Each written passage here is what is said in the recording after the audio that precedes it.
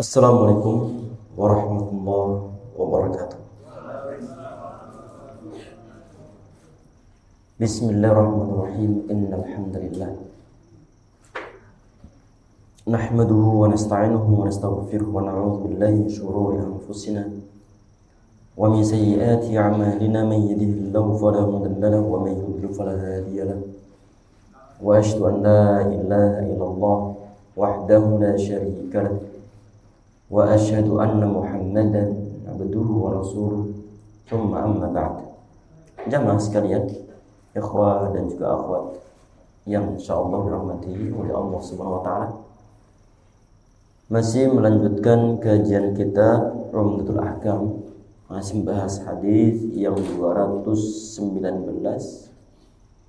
Alhamdulillah sudah kita bacakan matannya yang berkaitan dengan ucapan sahabat Umar bin Khattab radhiyallahu anhu, yang mana beliau saat mencium Hajar Aswad, kemudian beliau mengucapkan inni la'alamu annaka hajar, sesungguhnya diriku tahu bahwa engkau sesungguhnya adalah sebongkah batu.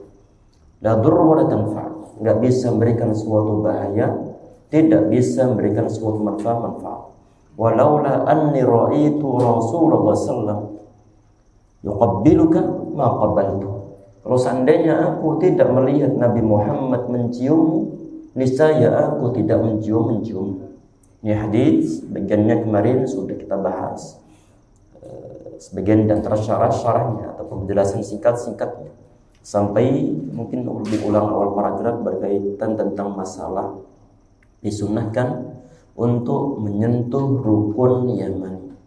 Disunahkan untuk menyentuh rukun Yamani. Nah, silakan.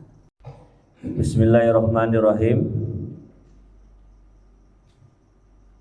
Hikmahnya bahwa kedua rukun Yamani itu dibangun di atas pondasi Ibrahim alaihissalam. Diulang dari awal paragrafnya yang disunahkan. Demikian juga dianjurkan menyentuh rukun Yamani, namun tidak dianjurkan menciumnya. Nah, sampai di situ. Bismillahirrahmanirrahim. Dianjurkan pula di sini untuk menyentuh rukun Yamani. Kemarin sudah kita buat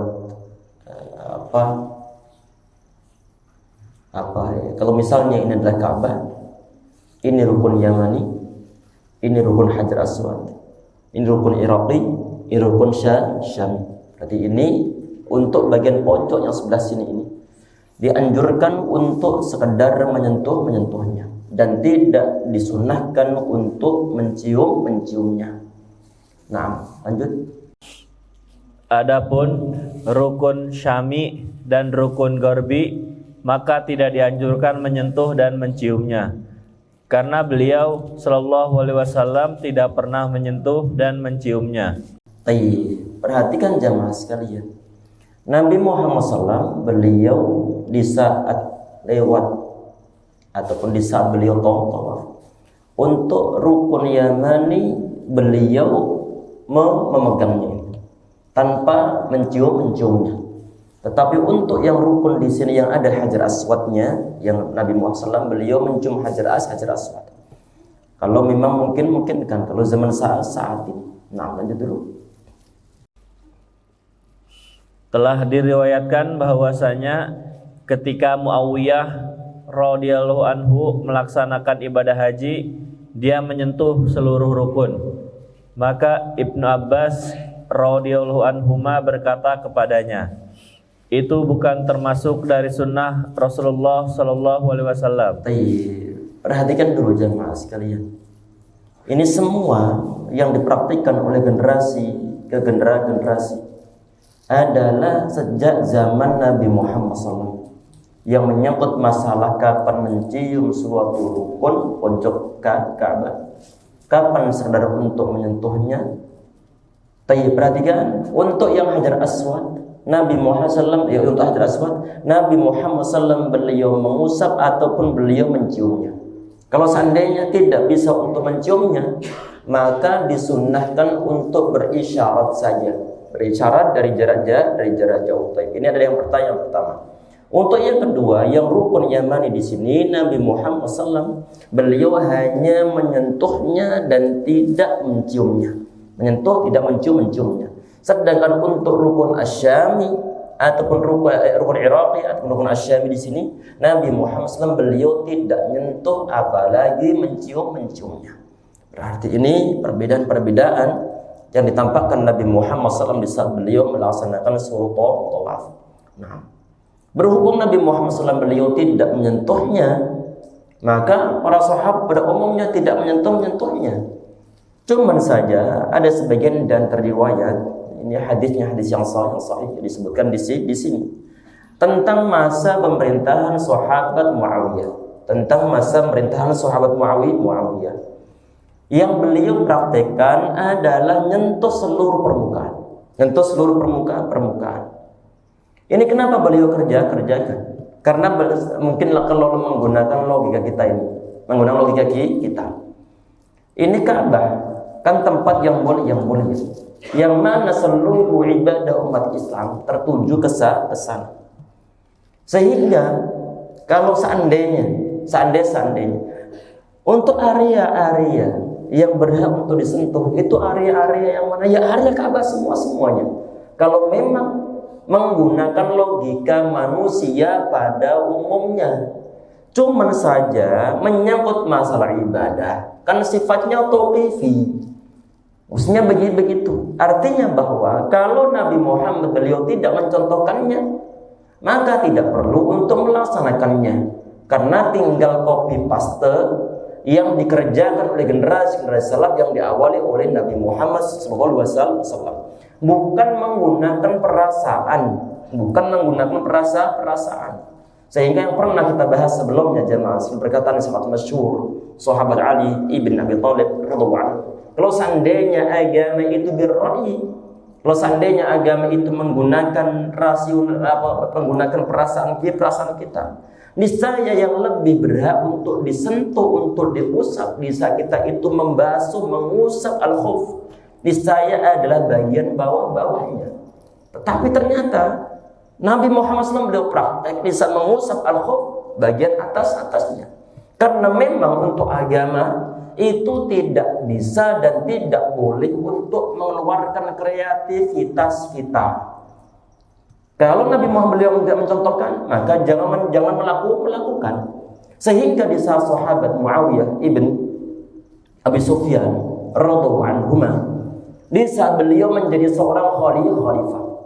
Loh, kok tahu ini peristiwa menyangkut masalah bahwa peristiwa ini adalah di saat beliau menjadi seorang khalifah? Karena di situ pernyataannya, kalau kita perhatikan riwayatnya, adalah mahajjah, di saat beliau berhaji. Khalifah pada umumnya di saat mereka di musim haji, mereka itu menjadi amirul hajj, menjadi amirul hajj. Bisa menjadi amirul hajj, apapun yang dikerjakan oleh ini pemimpin dilihat oleh kaum muslimin. Kalau itu terjadi zaman Muawiyah, otomatis masih banyak para sahabat yang masih hidup. Sehingga di saat sahabat Muawiyah radhiyallahu anhu beliau nyentuh seluruh area Ka'bah. Ditegur oleh sahabat Ibn Abbas karena kebetulan saat itu beliau menjadi mufti atau menjadi rujukan utama di kota Mekah saat itu. Sehingga di saat ada kepala negara, kepala pemerintahan berhaji ke sana, beliau yang dampingin. Kemudian dalam prakteknya ternyata sahabat Muawiyah kurang tepat, akhirnya kemudian ditegur oleh sahabat Abdullah ibn Abbas radhiyallahu anhuma. Baik, lanjut dulu. Muawiyah radhiyallahu anhu menjawab, tidak boleh ada sedikit pun dari bagian al-bait Ka'bah yang diacuhkan. Iya, ini menurut perasaan beliau. Bagaimana ini Ka'bah kan tempat yang mulia, diagungkan oleh seluruh umat Islam. Sehingga untuk area-area ini jangan ada yang diacuhkan. Kenapa kok cuma bagiannya rukun Yamani sama rukun Hajar Aswad saja yang perlu untuk disentuh, yang Hajar Aswad dicium ataupun disentuh. Yang rukun Yamani cuma disentuh saja ataupun diusap saja tanpa dicium. Sedangkan yang rukun Iraqi sama rukun Syami tidak mendapatkan suatu perhatian. Padahal semua adalah area Ka'bah, tempat yang diagungkan oleh kaum muslimin. Ini hujjah yang disampaikan oleh sahabat Muawiyah radhiyallahu anhu. Baik, lanjut.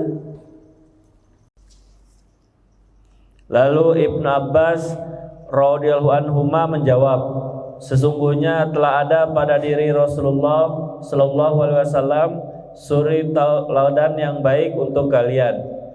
Maka Muawiyah radhiyallahu anhu pun berkata, kamu benar. Lalu dia merujuk kepada perkataan Ibnu Abbas radhiyallahu anhuma. Perhatikan jemaah.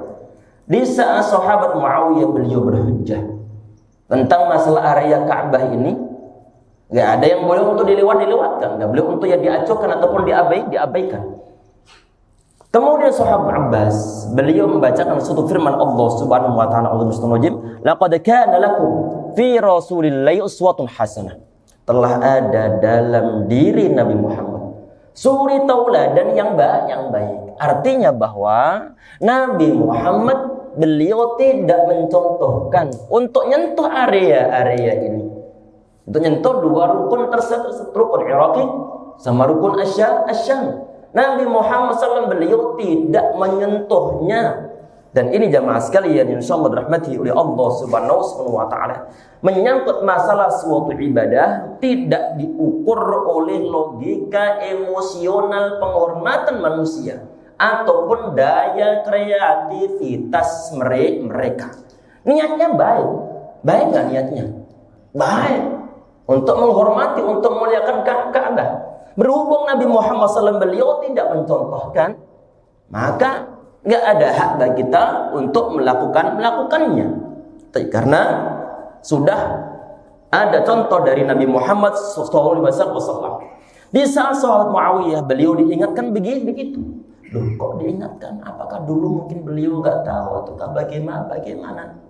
Perhatikan jemaah, bahwa di saat peristiwa tentang masalah hajinya Nabi Muhammad SAW di saat tahun 10 Hijriah, sahabat Muawiyah beliau masuk Islamnya baru 2 tahun. Kemungkinan besar beliau tidak melihatnya. Beliau tidak melihat Nabi Muhammad SAW beliau bagaimana beliau bertawaf di sana, baik di satu qada, umrah qada ataupun umrah ataupun haji wada. Kemungkinan besar sahabat Muawiyah beliau tidak mengetahuinya ataupun belum melihatnya, ataupun mungkin ikut hadir dalam peristiwa ikut berhaji di tahun 10 Hijriah. Kalau tahun 10 Hijriah berarti sahabat Muawiyah beliau baru 2 tahun masuk Islamnya. Baru 2 tahun masuk Islamnya. Tayyib, saat itu tentunya jamaah sekalian, orang-orang yang masuk Islam masih benar awal saat itu. Setelah pasca penaklukan kota Mekah. Perhatikan jamaah sekalian. Ataupun sahabat Muawiyah radhiyallahu anhu beliau melihat, cuma beliau mungkin lupa ataupun kurang ingat. Sahabat Ibnu Abbas beliau di antara sahabat yang sangat gigih dalam mencontoh, memperhatikan setiap gerak-gerik Nabi Muhammad SAW untuk ditiru, untuk diambil ilmunya. Sehingga di saat melihat sahabat Muawiyah radhiyallahu anhu, Muawiyah bin Abi Sufyan radhiyallahu anhu, beliau keliling Tawaf Ka'bah, kemudian menyentuh bagian-bagian yang tidak disentuh Nabi Muhammad SAW. Kemudian diingatkan oleh sahabat sahabat Ibnu Abbas. Setelah diingatkan oleh sahabat Abbas, kemudian sahabat Muawiyah beliau mengatakan, sadaqta, engkau benar. Setelah itu kemudian beliau merujuk kembali mengikuti apa yang disampaikan oleh sahabat Ibnu Abbas radhiyallahu anhu. Perhatikan jamaah sekalian, ini beliau adalah seorang pemimpin. Diingatkan oleh ulama mau untuk mengikuti, tidak kehilangan harga dirinya, tidak mengedepankan ego mentang-mentang menjadi seorang khalifah, menjadi seorang kepala negara, kemudian nggak mau untuk mengikuti arah-arahan, disampaikan oleh para ulama. Sahabat Abbas radhiyallahu anhuma, beliau mengingatkan tentang suatu kebenaran, bagaimanakah cara prakteknya ibadahnya Nabi Muhammad SAW. Sahabat Muawiyah beliau menerima dengan lapang dada, nggak ada gengsi-gengsinya, langsung dibilang sadaqta, engkau benar, engkau benar. Dan inilah yang dipraktikkan oleh rata-rata sahabat di saat mereka mendapatkan, dihadapkan pada suatu firman Allah ataupun pada suatu sabda Nabi Muhammad SAW, maka mereka itu ada sami'na wa ata'na. Kata Allah Subhanahu wa taala, "Wa ma kana lil mu'minin wa la mu'minatin idza qada Allahu wa rasuluhu amran ay yakuna lahumul khiyaratu min amrihim." Tidak seyogyanya bagi orang beriman laki-laki dan juga bagi orang beriman yang perempuan, di saat Allah Subhanahu wa taala juga Rasulnya memutuskan sesuatu, tidak selayaknya mereka untuk punya suatu pilihan yang lainnya. Artinya sami'na wa ata'na. Yang dibilang begitu, maka itulah yang dilaksanakan. Yang dilarang dari itu, maka itulah yang dihindari oleh kaum muslimin semestinya. Dan ini dicontohkan oleh sahabat Muawiyah ibn Abi Sufyan radhiyallahu anhu. Nah, lanjut. Hikmahnya bahwa kedua rukun Yamani itu dibangun di atas pondasi-pondasi Ibrahim alaihissalam. Sedangkan kedua rukun Syami yang berdekatan dengan Hijr tidak dibangun di atas pondasi-pondasi Ibrahim alaihissalam. Perhatikan, ini merupakan suatu alasan yang historis dan juga sangat rasional menyangkut masalah kenapa yang diusap Nabi Muhammad SAW hanya rukun sujud Yamani sama sujud yang hajar aswad. Dibilang di sini bahwa ruknainil yamanaini ala qawaidi Ibrahim, bahwa dua rukun Yamani yaitu rukun hajar aswad sama rukun Yamani berdiri tepat di atas pondasi-pondasi Nabi Ibrahim alaihissalam. Artinya di saat Nabi Ibrahim alaihissalam dulu beliau membangun Ka'bah bersama dengan Ismail. Pondasi saat itu yang ada di zaman Nabi Muhammad SAW dalam peristiwa-peristiwa ini, yang pondasi masih ada yang dibangun Nabi Ibrahim alaihissalam itu adalah pondasi yang ini, pondasi yang di sini, yaitu rukun Yamani sama rukun hajar aswad. Sedangkan untuk ruknain Syaminaini, sedangkan untuk dua rukun Syam sama rukun Iraqi yang berdampingan dengan Hijr, area yang setengah lingkaran ataupun yang disebut sebagai al-Hatim, itu tidak dibangun di atas pondasi Nabi Ibrahim alaihissalam. Kisah sangat masyhur di saat Mekah dilanda banjir bandang, sehingga bangunan-bangunan Ka'bah ada yang ambrol, dan sebagian di antara barang-barang Ka'bah dicuri oleh para pencuri. Allah alam isinya apa? Tapi disebutkan dalam sejarah. Barang-barang yang ada dalam Ka'bah dicuri oleh para pencuri. Ini sebelum Nabi Muhammad SAW beliau diutus. Akhirnya kemudian para pemuka-pemuka Quraisy atau mereka bermusyawarah untuk membangun Ka'bah, untuk renovasi Ka'bah kembali. Dan mereka punya suatu keyakinan bahwa Ka'bah ini adalah tempat yang mulia, tempat yang suci. Padahal orang-orang musyrik Mekah saat itu, ya jemaah sekalian, mereka itu adalah penyembah berhala, tetapi tetap menghormati Ka'bah ini walaupun mereka salah dalam cara menyembah Allah Subhanahu wa taala di sekitar Ka'bah. Walaupun mereka ini orang-orang musyrik, tetapi mereka punya suatu pendirian. Ka'bah ini tempat yang suci, sehingga di saat nanti bangun Ka'bah untuk uang-uang yang haram jangan didonasikan ke sana. Sehingga dilarang hasil perzinahan, dilarang untuk didonasikan ke Ka'bah. Kemudian hasil mencuri pun nggak boleh. Hasil jualan minuman keras pun nggak boleh untuk donasikan ke sana. Karena kenapa? Karena tempat Ka'bah ini adalah tempat yang mulia. Sehingga di saat mau menggar Ka'bah perlu dipastikan bahwa biayanya adalah dikeluarkan dari biaya-biaya yang halal dan thayyibah. Halal thayyibah.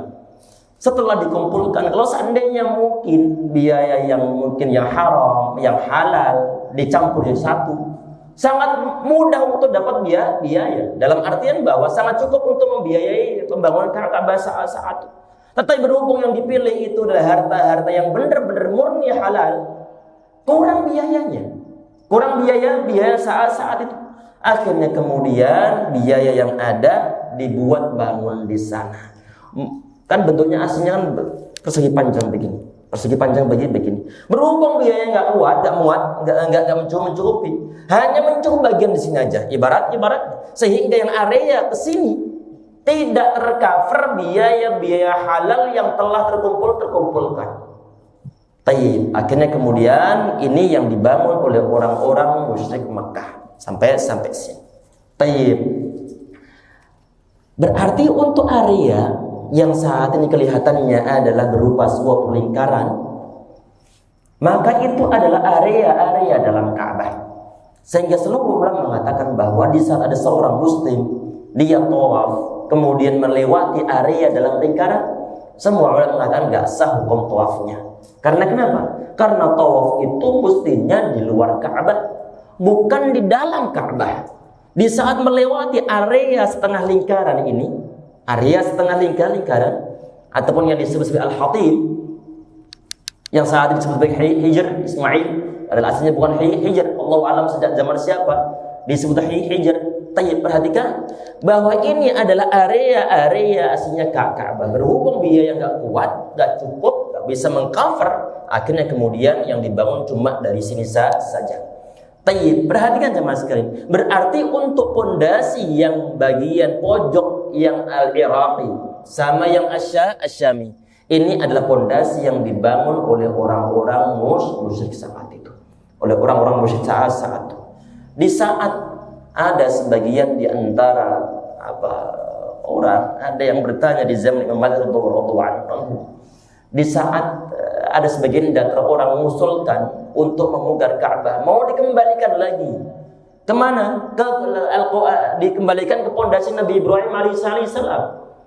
Karena nggak bisa dilakukan lagi bahwa harta benda dimiliki kaum muslim untuk sekedar bangun Ka'bah, sangat bisa. Kemudian Imam Malik radhiyallahu anhu beliau memfatwakan jangan dipugar. Karena kenapa? Karena kalau setiap periode diganti, maka khawatir nanti ini Ka'bah menjadi bahan permainan para penguasa. Ulubatul muluk, menjadi bahan permainan para penguasa. Di saat makmur nanti dibuat menggunakan emas, di saat krisis moneter dibongkar, diganti yang lebih murah lagi. Kemudian sampai krisis benar-benar kembali lagi ke menjadi semen. Misalkan saja menjadi bahan permainan para penguasa sesuai dengan selera mereka masing-masing. Sehingga zaman saat itu sampai zaman saat ini untuk model-modelnya Ka'bah ya begitu itu. Tidak dikembalikan ke pondasi Nabi Ibrahim alaihi salam. Allahu a'lam. Baik, lanjut.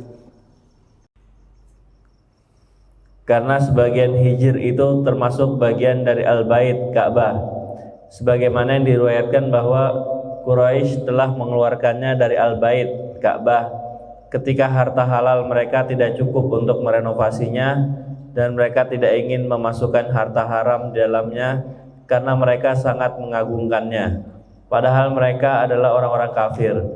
Akan tetapi itu merupakan penjagaan dan pensucian Allah Ta'ala terhadap rumahnya. Iya, kalau dalam Islam diyakini sesuai dengan hadis-hadis yang sahih bahwa rezeki yang haram bisa disedekahkan, maka nggak akan sah hukum sedekahnya, tidak akan diterima oleh Allah Subhanahu wa Ta'ala. Innallaha thayyibun la yaqbalu illa thayyiban. Allah Subhanahu wa Ta'ala adalah Tuhan yang Maha Indah, Tuhan yang Maha Baik, yang Rabb yang Maha Indah. Tidak menerima sesuatu kecuali sesuatu yang thayyib saja. Thayyib. Nah, lanjut. Hadis 220 dari Abdullah bin Abbas radhiyallahu anhuma, dia berkata, ketika Rasulullah sallallahu alaihi wasallam dan para sahabat radhiyallahu anhum datang ke kota Mekah dan orang-orang musyrikin berkata, Sesungguhnya datang kepada kalian sekelompok kaum yang telah dilemahkan oleh demam kota Yasrib, Madinah. Maka Rasulullah SAW pun memerintahkan mereka agar berjalan cepat pada 3 putaran dan berjalan biasa di antara 2 rukun, yaitu rukun Yamani. Dan tidak ada yang menghalangi mereka untuk berjalan cepat di seluruh putaran, melainkan kemudahan atas mereka. Syarah hadis, perkataannya di dalam hadis Ibnu Abbas radhiyallahu anhuma, ketika Rasulullah sallallahu alaihi wasallam dan para sahabatnya radhiyallahu anhum datang ke kota Mekah, yaitu pada umrah Qada pada tahun ke-7 Hijriah. Perkataannya, dan orang-orang musyrikin berkata. Perhatikan dulu. Kita perhatikan di sini penjelasan pertama dari Syekh Sa'di rahimahullah. Ini peristiwa Nabi Muhammad SAW di saat beliau datang ke Mekah adalah dalam rangka umrah qadha. Terjadi di tahun 7 Hijriah. Mungkin pernah kita sampaikan sebelumnya bahwa di tahun 6 Hijriah Nabi Muhammad SAW beliau mau datang umrah ke Mekah bersama dengan para sahabat. Mereka tidak dibekali oleh peralatan perang, sehingga saat sampai di Hudaybiyah, Nabi Muhammad SAW beliau ngirim utusan sahabat Utsman ibn Affan radhiyallahu anhu agar disampaikan kepada orang-orang musyrik saat itu bahwa pasukan Nabi Muhammad datang bukan untuk berperang, tetapi adalah untuk melaksanakan suatu ibadah kepada Allah Subhanahu wa taala, bukan dalam rangka untuk berperang. Saat kemudian setelah Nabi Muhammad beliau mengutus sahabat Utsman, kok enggak balik-balik ini? Khawatir jangan-jangan terjadi suatu pembunuhan terhadap sahabat Utsman bin Affan radhiyallahu anhu. Akhirnya kemudian Nabi Muhammad SAW beliau membaiat para sahabat saat itu untuk berjuang bersama Nabi Muhammad SAW, hidup atau mati, ibaratnya begitu. Tayyib. Akhirnya kemudian setelah baiat sahabat Utsman datang. Intinya bahwa saat Nabi Muhammad SAW beliau mau datang di tahun 6 Hijriah tersebut mau umrah, dihalang-halangi oleh orang musyrik, nggak boleh untuk umrah saat itu.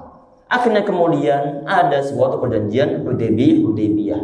Di antaranya adalah tahun depannya, kalau tahun Hudaybiyah tersebut ada tahun 6 Hijriah, otomatis tahun depannya tahun 7 Hijriah baru diperbolehkan kaum muslimin untuk umrah. Ini umrah disebut umratul qadha. Karena kenapa? Mengqadai umrah sebelumnya yang gagal dilaksanakan oleh Nabi Muhammad SAW. Gagal dilaksanakan oleh beliau. Umrah semacam ini disebut sebagai umrah qadha, terjadi di tahun 7 Hijriah.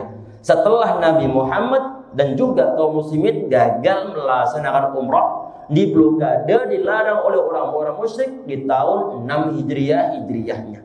Saat tahun 7 Hijriah, Nabi Muhammad berhasil masuk kota Mekah karena memang diizinkan dibuka oleh orang-orang musyrik saat itu sesuai dengan perjanjian Hudaybiyah yang dibilang sebagian dan tersama sangat merugikan kaum muslimin, tetapi hikmahnya sangat besar. Banyak kaum muslimin, orang-orang musyrik masuk Islam di saat perjanjian Hudaybiyah tersebut. Tapi perhatian jemaah sekalian, di saat Nabi Muhammad SAW beliau masuk kota Mekah bersama dengan para sahabat untuk melaksanakan umrah qadha, dibully oleh orang-orang musyrik. Ini Muhammad beserta pasukannya, mereka itu terkena demam Yathrib. Orang yang berhijrah dari Mekah menuju Madinah, kemungkinan besar cuacanya beda.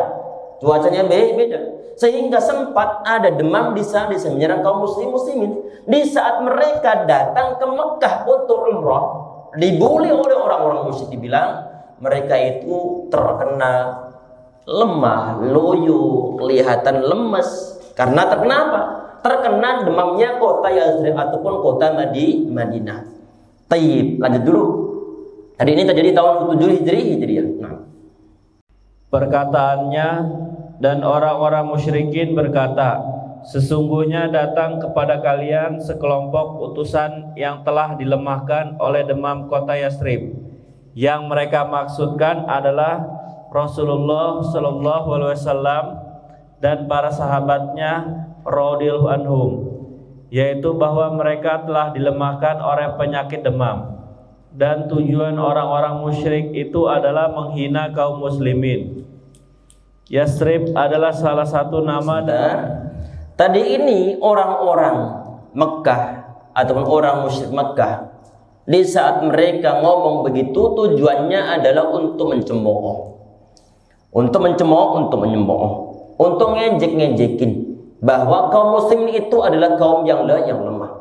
Nabi Muhammad SAW, beliau punya suatu izzah, suatu keperkasaan, suatu kehormatan, dan beliau beragama Islam, perlu ada sesuatu yang beliau jaga, sehingga kelemahan ataupun rasa lemah yang dimiliki kaum muslimin jangan ditampakkan terhadap orang-orang musyrik.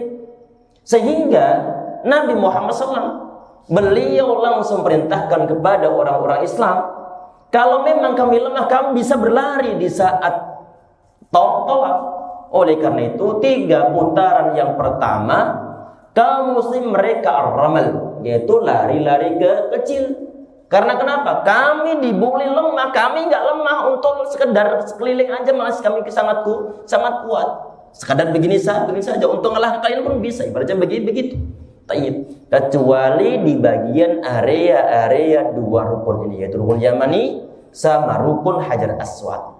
Nabi Muhammad SAW dan juga kaum muslimin semuanya, mereka berjalan biasa. Yang lari-lari kecil, putaran 3 putaran pertama. Cuma yang di bagian sini jalan biasa. Karena kenapa? Orang-orang yang ngebully dari arah sono. Perhatikan, orang-orang yang ngebully, mencemooh dari kalau orang-orang musyrik itu adalah berada di area sana, sehingga di saat Nabi Muhammad dengan kaum muslimin berada di sini, mereka berjalan biasa, nyantai. Tapi lanjut dulu. Yasrib adalah salah satu nama dari nama-nama kota Madinah. Namun Rasulullah Shallallahu Alaihi Wasallam melarang menamakannya dengan Yasrib. Lalu beliau menamakannya dengan Thaibah. Dan dahulu di sana pernah tersebar wabah demam yang cukup parah ketika Rasulullah Shallallahu Alaihi Wasallam dan para sahabat radhiyallahu anhum berhijrah ke kota Madinah. Ini di antara kebiasaan Nabi Muhammad SAW. Menyangkut masalah apa? Menyangkut masalah di antara kebiasaan beliau itu adalah merubah suatu nama. Di saat namanya itu ada nilai-nilai pesimisme, udah Nabi Muhammad beliau merubah. Di saat ada seorang sahabat yang namanya Abdul Uzza, Nabi Muhammad beliau merubahnya Abdullah. Kalau Abdul Uzza berarti hambanya Uzza. Nabi Muhammad beliau memberikan nama Abdullah. Di saat ada seorang sahabat yang mendapatkan nama Al-Khail. Al-Khail itu adalah keledai, sejenis keledai. Nabi Muhammad SAW beliau memberikan nama Al-Khair, dirubah dengan huruf ra. Kebiasaan Nabi Muhammad SAW. Yasrib ini bermakna celaan ataupun suatu keburukan. Oleh karena itu kemudian Nabi Muhammad SAW beliau merubahnya dengan sebutan At-Thayyibah. Sebagian dan riwayat adalah At-Thabah. Artinya adalah yang baik. Nah, lanjut. Mereka terkena demam tersebut. Maka Rasulullah Shallallahu Alaihi Wasallam berdoa kepada Rabb-Nya agar memindahkan demam kota Madinah ke wilayah Al-Juhfah. Lalu Allah Ta'ala pun memindahkannya ke wilayah Al-Juhfah.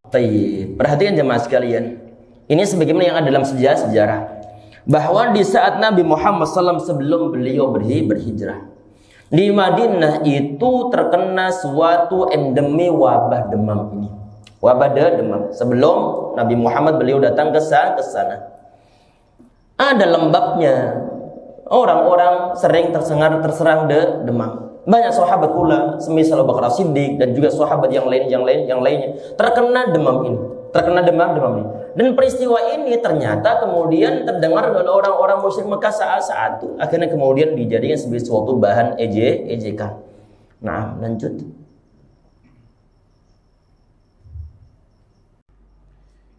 Lalu Allah Ta'ala pun memindahkannya ke wilayah Al-Juhfah, dan demam itu menjadi sangat ringan di kota Madinah. Akan akan tetapi masih ada sedikit sisa padanya, namun lebih ringan dari yang sebelumnya. Ketika Rasulullah Shallallahu Alaihi Wasallam mendengar perkataan orang-orang musyrikin itu, beliau ingin membuat mereka jengkel dan marah. Iya, biar musuhnya tumbang mentalnya. Nah, lanjut. Lalu beliau pun memerintahkan para sahabat radhiyallahu anhum agar berjalan cepat pada 3 putaran pertama, agar orang-orang musyrikin itu melihat kekuatan dan kegigihan mereka dalam beribadah. Iya, berarti apa yang dituduhkan oleh orang-orang musyrik tidak terbukti. Kaum muslimin adalah orang-orang yang tangguh, sehingga di saat dibully begitu, justru yang ditampakkan adalah mereka berstamina kuat, bisa tawaf sambil berlari. Nah, dan mereka tidak cukup berjalan sebagaimana yang biasa dilakukan oleh orang-orang sampai akhirnya mereka pun berjalan cepat. Dahulu orang-orang musyrikin itu berkumpul di atas Kuaikoan, yaitu sebuah gunung yang asalnya adalah Marwah, dan mereka berada di bagian atasnya. Dan pada lokasi tersebut ada bagian yang menjulang dan sekarang dinamakan dengan Al-Qararah, dan bekas-bekas gunung itu masih ada sampai sekarang. Mereka berkumpul di tempat itu untuk melihat tawaf Rasulullah Sallallahu Alaihi Wasallam dan para sahabat radhiyallahu anhum. Dan dahulu dari tempat tersebut mereka dapat melihat orang-orang yang ada di dalam Masjid Al-Haram. Ketika orang-orang musyrikin melihat tawaf kaum muslimin, mereka merasa jengkel dan kesal. Seraya mereka berkata, "Mana yang kalian katakan tadi?" Mereka tidak cukup sekedar berjalan, bahkan mereka berjalan dengan cepat. Ar-ramal adalah berjalan dengan cepat. Beliau Shallallahu Alaihi Wasallam juga memerintahkan mereka agar berjalan di antara 2 rukun Yamani, karena pada posisi tersebut mereka tidak terlihat oleh orang-orang musyrikin lantaran terhalangi oleh Ka'bah. Jadi mereka mendapatkan 2 kemaslahatan. Pertama, mereka membuat musuh-musuh merasa marah dan kesal. Kedua, mereka memberi hak istirahat pada diri-diri mereka. Perkataannya, dan tidak ada yang menghalangi mereka untuk berjalan cepat di seluruh putaran, melainkan kemudahan atas mereka, yaitu cukup berjalan cepat pada 3 putaran pertama untuk menyisakan semangat dan kekuatan mereka. Di dalam hadis tersebut di atas, untuk yang 3 atau untuk yang 4 putaran terakhir ini untuk sedang menghemat suatu dari biar adalah. Di dalam hadis tersebut di atas terdapat penjelasan tentang disyariatkannya membuat musuh-musuh Allah Ta'ala marah dan jengkel. Di dalam hadis tersebut di atas terdapat pensyariatan berjalan cepat di dalam tawaf, karena hal itu dapat mengingatkan kita tentang apa yang terjadi pada wali-wali Allah Ta'ala bersama musuh-musuhnya.